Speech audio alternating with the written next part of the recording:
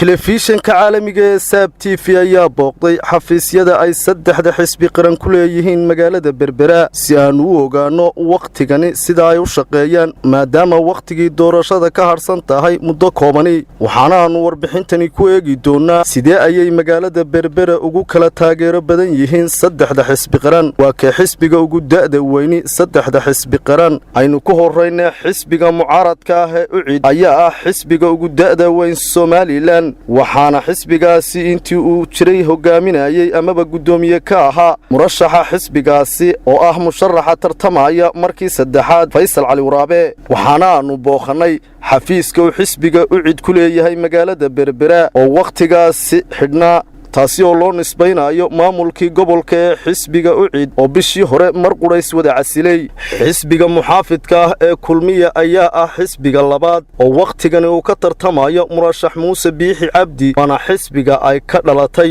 xukuumadda talada haysa muddo 7 sano ka hor xukuumaddaasi oo hogaaminayo madaxweynaha Soomaaliland ee waqtigani Axmed Maxamed Maxamuud Silaanyo xisbiga kulmiye magaalada Berbera waxa uu ku leeyahay xafiisyo dhowra maamulka xisbiga muxaafidka ah ee kulmiye ee gobolka Saaxil ayaana waqtigani ay habacsanaan baahsani ka jirta taasi oo loo nisbaynayo maamulkii gobolka Saaxil ee xisbiga muxaafidka ah ee kulmiye oo dhisnayn maadaama xogayihii xisbiga muxaafidka ah ee kulmiye ee gobolka Saaxil Cali Maxamed Muuse hal kaco dhawaan uu iska casilay xilkaasi xogayanimo xisbiga saddexaad oo ah xisbiga wadani ayaa ah xisbiga ugu da'da yar waqtigani waxaana hogaaminaya amaba murashax ka ah Cabdiraxmaan Cabdilaahi Ciro waxaana aynu u booqanay xafiiska uu xisbigaasi ku leeyahay magaalada Berbera waana xisbiga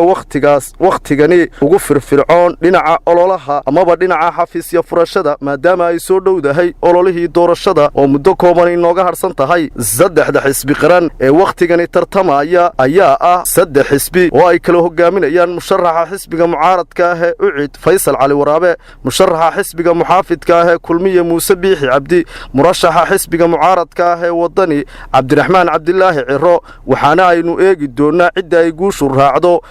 Cabdiraxmaan Maxamed Cige telefishinka caalamiga ee Saab TV Berbera.